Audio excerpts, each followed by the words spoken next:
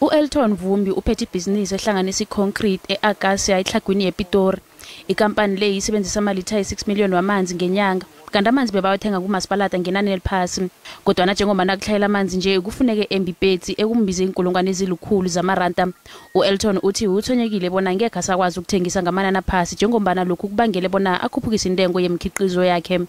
It make the cost of production to increase, and then in that means that we had to go look and search for low-cost water resources.